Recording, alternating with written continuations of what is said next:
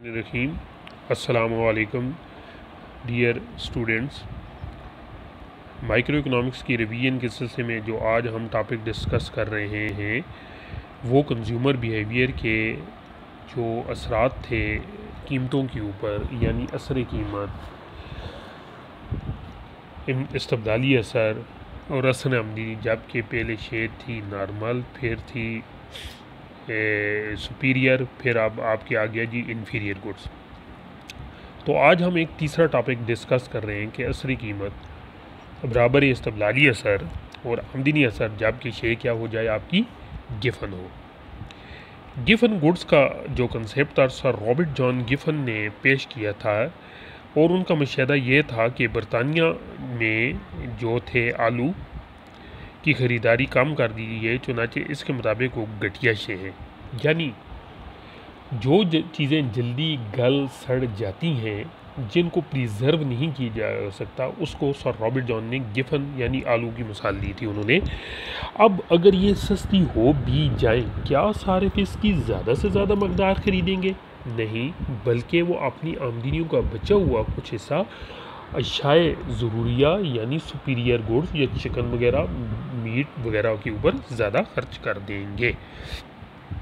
अब गिफन शे की सूरत में असली कीमत क्या होगा? मिसाल के तौर पर अब वो ये कहता है कि अगर गिफन शे की कीमत कम हो जाती है तो सर्विस की ख़रीदारी तलब में कमी कर देता है, लिहाजा ख़रीदारी में ये जो कमी होती है असली कीमत होगा। कानूनी तलब के मुताबिक किसी शे की कीमत कम होने से इसकी तलब में भी कम हो जाती है। ये रिश्ता मुस्बत पाया जाता है। बस अजीज़ तलबा, आपने ये याद रखना है कि गिफन गुड्स की शक्ल में आपकी डिमांड लाइन जो हमेशा नेगेटिव होती थी, अब यहाँ पर ये क्या होगी, पॉजिटिव होगी। यानी कीमत कम, उसकी डिमांड कम, कीमत ज़्यादा, उसकी साथ साथ डिमांड भी ज़्यादा हो जाएगी। अब इसको मज़ीद एक्सप्लेन करने के लिए इस्तबदाली असर क्या है, वही जिस वक्त गिफन गुड की शक्ल में बजट लाइन शिफ्ट होकर ऊपर चली जाएगी ए बी, इसके पैरेलल जो एक लाइन खींचेंगे वो पहले ही इंडिफरेंस कर्व को बैक साइड पर टेंजेंट करके गुजरेगी। ये उसकी क्या हो जाएगी, सब्स्टिट्यूशन इफेक्ट होगी। अब कीमत गिरने का आमदनी असर क्या है? जिस वक्त इशाया सस्ती होंगी गिफन गुड्स, तो सार्फ के बाद जो आमदनी बच जाएगी, पहले वो गिफन गुड्स महंगी अगर ख़रीद रहे थे, अब वो अपनी बची हुई आमदनी का ज़्यादातर हिस्सा किस साइड पर सर्व करेंगे, सुपीरियर गुड्स की तरफ। बात समझ आएगी? इस तमाम बातों को अगर आप डायग्राम को गौर से देखें तो समझ सकते हैं। यहाँ पर एक्स एक्सेस और वाई एक्सेस, एक्स के साथ आपकी गिफन गुड्स, वाई के साथ आपकी सुपीरियर गुड्स। आप E1 पर थे, बेसिक इक्विलिब्रियम ए यानी हम वाई की 10 और एक्स की 5 इकाइयाँ ख़रीदते थे। अब इशाया सस्ती हुई है, कौन सी, गिफन गुड, जिसकी वजह से बजट लाइन शिफ्ट होकर किधर चली गई है, ए बी की तरफ। अब चाहिए तो ये था कि हम एक्स की ज़्यादा मकदार ख़रीदे नॉर्मल केस की तरह, लेकिन यहाँ पर ये सिचुएशन है कि सार्फ का रुझान गिफन गुड्स में पॉजिटिव है। यानी हमने कहा था कि गिफन गुड्स अगर सस्ती हो जाए तो उनको कम मकदार में ख़रीदा जाएगा, यानी यहाँ पर कानूनी तलब या असर तलब मुस्बत पाया जाता है। अब उसका तवाज़न E3 पर है। अब ए बी के पैरेलल एक लाइन खींचते हैं जो पहले ही इंडिफरेंस कर्व को E2 पर बैक साइड पर टेंजेंट करके गुजरती है। इस सूरत में हम ये देखते हैं कि जो इसने इसको टेंजेंट किया, जिसकी वजह से ए बी का असर ख़त्म हो गया है।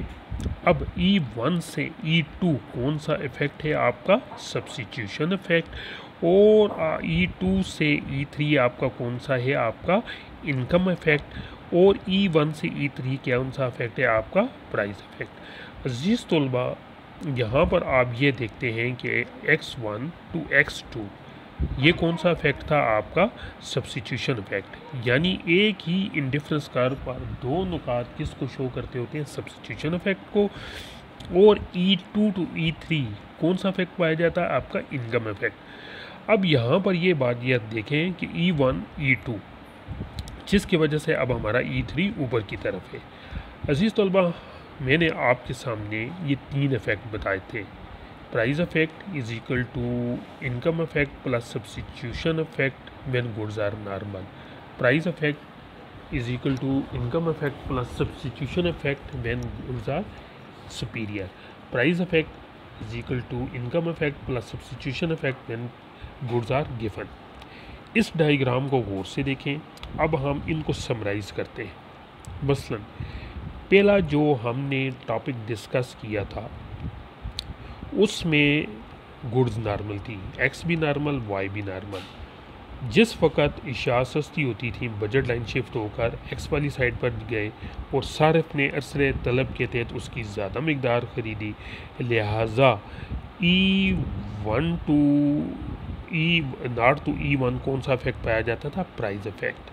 अब हमने ये कहा था कि ए बी के पैरेलल एक लाइन खींचते हैं जो पहले ही इंडिफरेंस कर्व को बैक साइड पर टेंजेंस कर्व की गुजरती है। ये कौन सा इफेक्ट आ जाता है? आपका सब्स्टिट्यूशन इफेक्ट। यानी एक ही इंडिफरेंस कर्व पर दो नुकात पाए जाएंगे तो ये सब्स्टिट्यूशन इफेक्ट। अब यहाँ पर आप गौर से देखें कि एक्स नॉर्मल पर हम नीचे की तरफ थे E1, ठीक है जी। अब अगली डायग्राम में देखें, जिस वक्त गुड्स क्या होगी जी, इन्फीरियर और सुपीरियर का कंसेप्ट आया तो हमारी मूवमेंट लेफ़्ट साइड पर ऊपर की तरफ चली गई, क्योंकि हमने कहा था वीट इन्फीरियर हैं और चावल राइस वगैरह थोड़े सुपीरियर हैं, तो हम E1 नॉट और E1 के दरमियान आ जाते हैं। इसी तरीके से गिवन गुड्स में आप देखेंगे कि हमारी हरकत किस साइड पर चली गई है? E3। यानी एक्स पर हम नीचे की तरफ थे नॉर्मल पे, इन्फीरियर और सुपीरियर में मिडल में आ गए, और गिवन में हम किधर चले गए? ऊपर की तरफ। अजीज़ तलबा, ये जिस वक़्त आप घर में बैठ के इनको रिवाइज़ करेंगे, प्रैक्टिस करेंगे, मैंने क्लास में भी आपको प्रैक्टिस कराई थी, तो आपकी ये ज़्यादा से ज़्यादा टॉपिक आसानी से आपको समझ आएंगे। मैं चाहता हूँ कि आप कंज्यूमर बिहेवियर का ये जो चैप्टर है इसको बार बार रिवाइज़ करें ताकि आपकी ये ज़्यादा से ज़्यादा क्वेश्चन अटैम्प्ट हो सके। अगर आपको फिर भी कोई बात समझ नहीं आती तो इस बारे में आप मेरे साथ व्हाट्सएप नंबर पर डिस्कस करें। इंशाल्लाह आप जिस वक्त रिवाइज़ करेंगे, मैंने क्लास में भी बारहा आपको ये टॉपिक करवाए हैं, फिर भी रिवीजन और असाइनमेंट के तौर पर इनको एक दफ़ा देख कर बनाएँ, घर में बैठ कर काम करें। इंशाल्लाह ये आपकी स्टडी में बड़े पॉजिटिव असरात लेकर आएगी। नेक्स्ट लेक्चर तक अल्लाह आपका हामी नासिर। अल्लाह हाफ़िज़।